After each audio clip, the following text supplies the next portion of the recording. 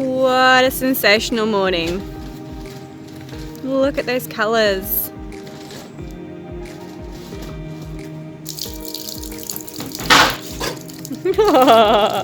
What'd you do? Maybe I can milk it.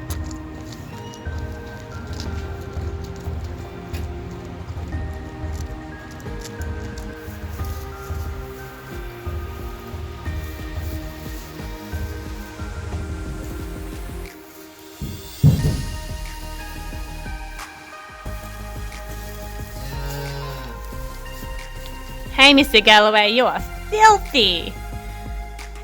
Your mama teach you not to play with food.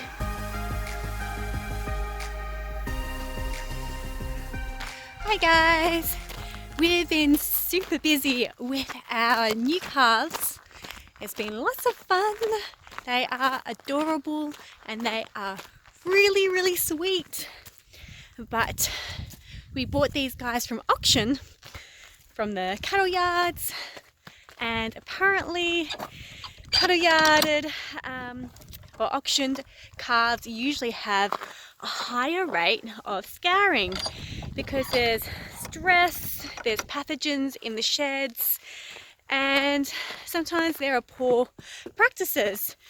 These are usually from the dairy farms around here, and they may not get the same sort of time and love that a hobby farmer would put into their calves.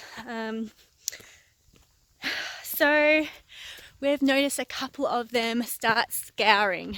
Now today I've been on a mission to get all the necessary stuff we need to make sure that these calves survive. Apparently there is an expected 10 to 20% mortality rate, which I really hope we don't have. I don't know how I'll cope with losing a little calf. I know I'll struggle, but apparently it's to be expected. Now we're going to try and keep that number as low as possible and hopefully zero. My aim is zero. So what we need to do is give them electrolytes and give them some probiotics to increase the good bacteria in their gut. Now, it's not recommended to give them antibiotics because it is not a bacteria that is causing that. So something like E. coli or Salmonella or coccidiosis, I can never say that word, but chickens get it too. And there's a few other things. Now the scours could just be stress related and a change in their diet. So it's really important to keep up their hydration and get that good bacteria in there. So I'll show you what I've got. So these are our electrolytes. Okay, so we are going to feed this 2 hours before their milk. There is conflicting advice on how to feed this out. Some people recommend only feeding this for 36 hours, and then you get other people that recommend feeding this 2 hours before their milk feed.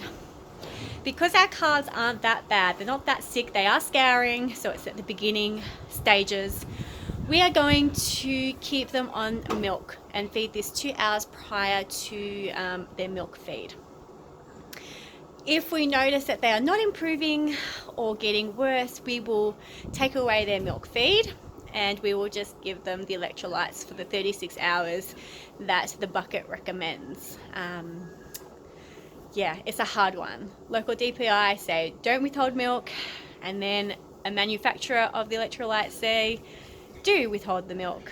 So we're going to go with what makes sense to us. A baby still needs its food, and if I was to have a baby and it had an illness where it couldn't keep liquids down or in, I would still be demand feeding, even though these guys are not demand fed. I'd still be feeding them, and I will be upping their liquid content. So it makes sense to me to give them the electrolytes and keep the milk feed in. If this doesn't work, we will drop the milk feed. And of course, if this does not get better, we will consult our vet. But at the moment, we are treating this ourselves because that's what you do. And if they get worse or if they don't improve, we will consult our vet. I'm mixing the electrolytes up.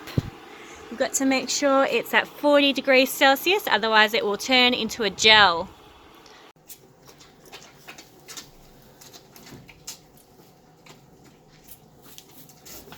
This one's eating the leftover electrolyte mixture. Slurping it up.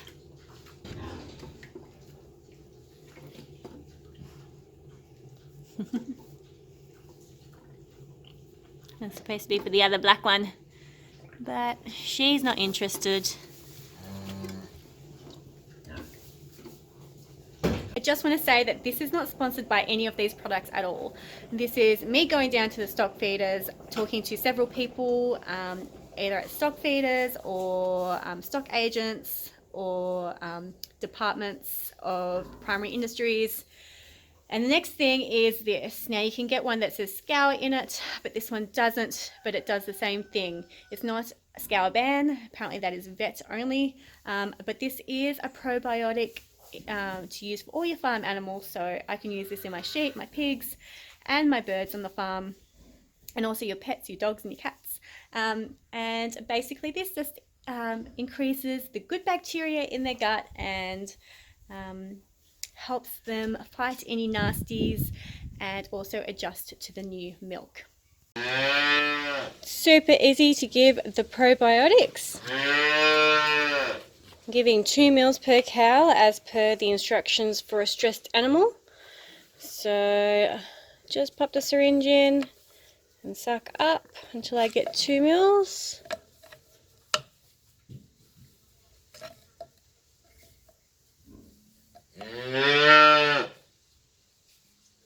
And now to give it orally. Yep. Just pop it in the side of their mouth. Squirt, and they should swallow. Yeah. I thought I'd come in here and show you the different breeds that we got from the auctions. I'm actually being attacked by these calves. They're nudging me for milk, so I'm doing this while the milk is warming up. This beautiful boy here, this is a Hereford cross. These beautiful guys here are belted Galloways. This one's trying to suck the other one's nose. These black ones here. See if I can get a good shot of one. These black ones, they are very friendly, and they're also Angus, and they're probably an Angus cross milk cow because we are in dairy country. And this one here is a Jersey cross. We have 2 Jersey crosses. One of them is Matilda, the wild cow.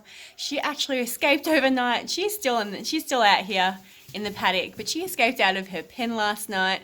And so we're just going to let her free range. She's a little bit older than these guys, so she can cope.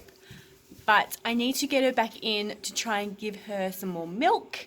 And I need to somehow tame this wild beast, especially if we're going to keep her as a house cow. I think she's either had very minimal human interaction or something happened with a human at her old place because she is very, very wary and very, very frightened. So if you have any tips to gain a trust of a calf, a wild calf, she's not even just frightened, but she is a little bit aggressive in the fact that she will charge and try and headbutt you, and she will kick. We obviously don't have experience in this.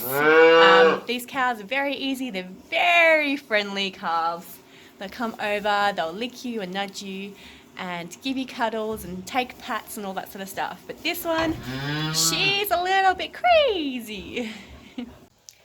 These guys have taken up our entire day, and I'm sure they will continue to do so.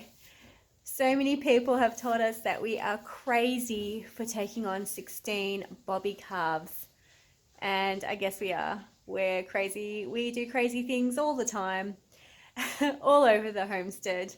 We are always taking on new projects and increasing our workload. It's just what we do. It's just what we've always done. And we figured if we were going to bottle feed one calf, we may as well feed 16. Well, it's actually 15 because one of them won't come near us still. So that's a learning curve. But yes, it has been lots of fun. I adore these baby cows. They are beautiful and they have the most beautiful little personalities that we're excited to watch grow. But that is it from us tonight, guys. We will see you tomorrow, and I'm sure we'll be in here with these guys. We'll be feeding the pigs and the chickens and whatever else. Oh, and the sheep, of course. You need your sheep fix. And whatever else comes up on the homestead. So we'll see you here tomorrow.